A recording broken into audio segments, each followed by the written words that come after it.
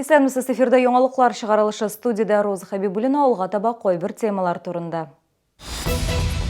Спорт майданчыгы бар, ут юк. 58-нче комплекста торучылар урамда ут булмауын азырлана. Урынга Мәрьям Файрушина чыкты. Тукай район судында подсолнух бистәсендә яшәүчеләрнең дәгъвасын карау дәвам итә. Алар җирле хакимияттән юл салуны сорый. Бу хакта тулырак Лейсан Ханова. Танылган артистлардан осталык дәресе 2-нче гимназиягә Габдулла Кариев исемендәге яшь тамашачы театр артистлары килде.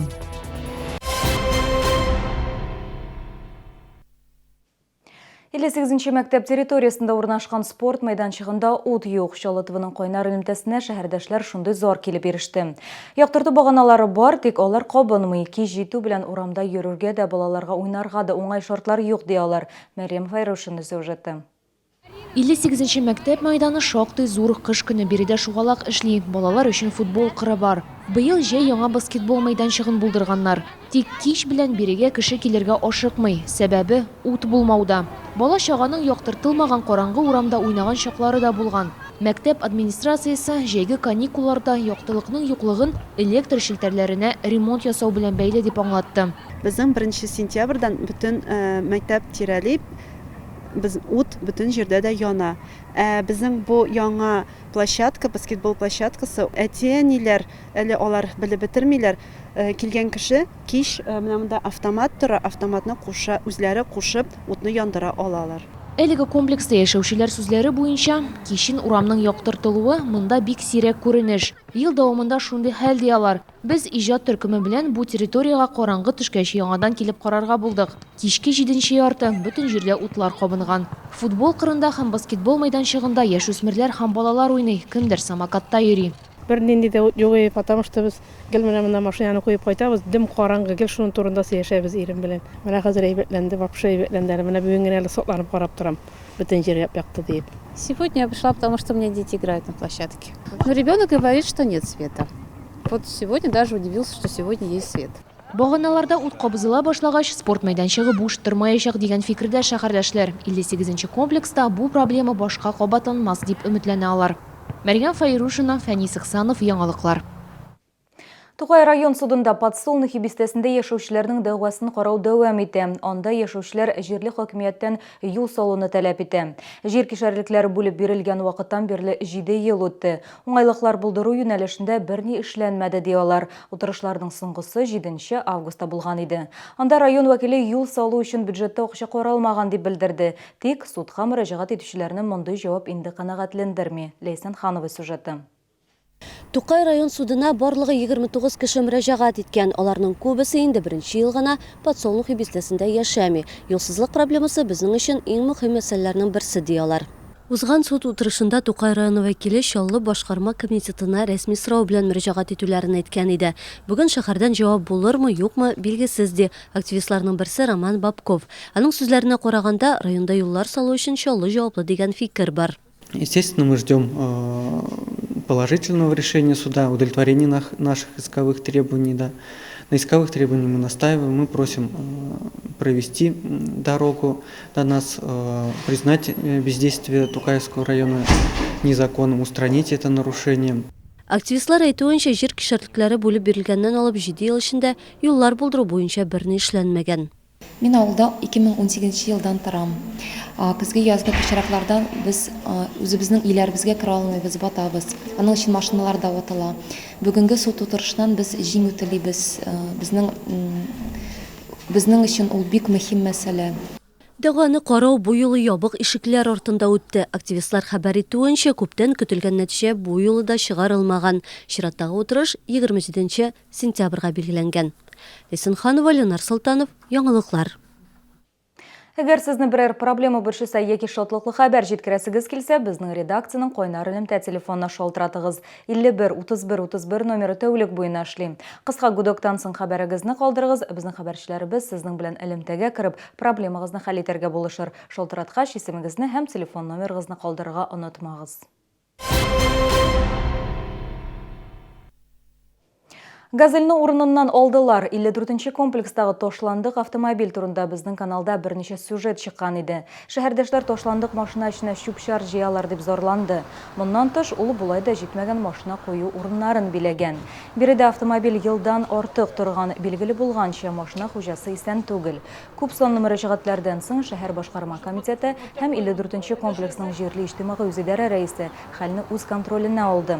Автомобильгә белдерү беркетелде, аның нигезендә 14 көн эчендә машина хуҗасының туганнары табылмаса, газельне штрафстоянкага эвакуацияләргә тиешләр иде. Нәтиҗәдә бу эшләнде дә. Хотелось бы призвать людей в комплексе относиться вообще к своему комплексу как к своему дому. Потому что ведь не там, где это самое убирают чисто, а там, где не ссорят. Вам спасибо тоже. Своими репортажами вы тоже, как бы, знаете, это все двигали вперед. 14 октябрда бүтін Татарстан цифрлы телевидениеға күшешек. Үзгәрешләргә бәйле рәвештә безнең телекомпанияның кайнар элемтәсенә шәһәрдәшләрдән төрле сораулар килеп ирешә. Алар арасында иң бер чыганнары цифрлы телевидениега ничек күчәргә, нинди каналларны бушлай карап булачак. Түләүле кабельле телевидение хезмәтеннән файдаланучыларга берни дә эшләргә кирәкми. Гомуми йорт яки шәхси антеннаны кулланучыларның телевизорлары махсус стандартны кабул итмәсә, антеннадан тыш цифрлы приставка кирәк булачак. Цифрлы телевидениега күчкәннән соң 20 федераль каналны югары сыйфатта карау мөмкинлеге булачак. Помочь в подключении цифрового оборудования, приставок и антенн могут специально набранные и обученные волонтеры. Волонтеры оказывают свою помощь абсолютно бесплатно.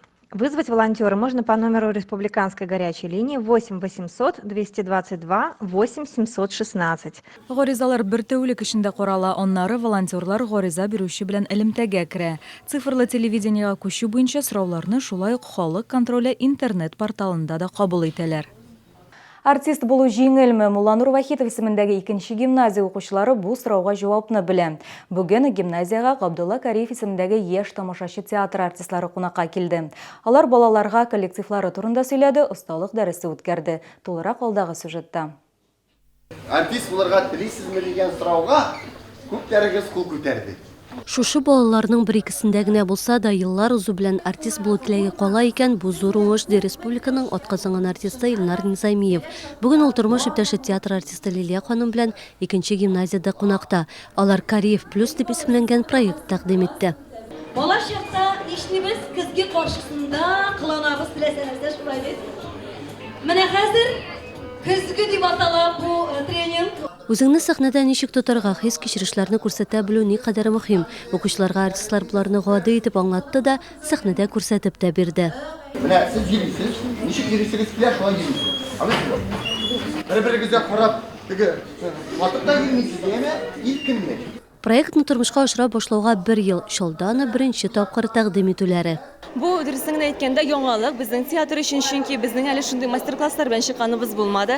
Безнең нинди максат? Максат шундый, без балаларны театр тарихы белән таныштырабыз, театрга мәхәббәт уятабыз. Һәм инде театрларга балалар йөрисеннәр иде, чөнки бүгенге көндә балаларда барысы да компьютерда, барысы да башка кызыксынулары бигрәк күп, шуңа күрә дә инде театрларга җәлеп итәргә тырышабыз аларны. Гимназия каршында театр түгәрәге эшләп килә. Артистлар белән очрашу барлык укучылар өчен дә кызыклы һәм файдалы булды. Габдулла Кариев театрына барырга кирәк дидем инде. Миңа бик нык ошады. Мастер-класслары да әйбәт һәм үземә төрле мәгълүматлар белеп калдым. Әйе, минем артист буласы килә, ләкин артист булырга кыен да түгел, җиңел дә түгел. Өйрәнергә, тырышырга кирәк. Артистларның сөйләве, үзләренең тотышлары, чыгышлары бик ошады. Бу очрашу соңгысы булмас диде артистлар. Осталык дәресендә иң актив катнашучыларны озакламыйча алда булачак спектакльләренә чакырып китте алар. Исенханова, Ленар Султанов, яңалыклар. Бүгенге менәшләр, мин сезнең белән сау булашам, исән сау булыгыз. Центр восстановительной медицины. Восстановление после замены суставов, травм, инсульта. Прием невролога, ортопеда, логопеда. Телефон в Челнах 78 09 35. Рустикс Детейлинг. Наномойка, жидкое стекло, полировка фар и кузова, химчистка, удаление царапин, нанокерамика. Телефон 783 001.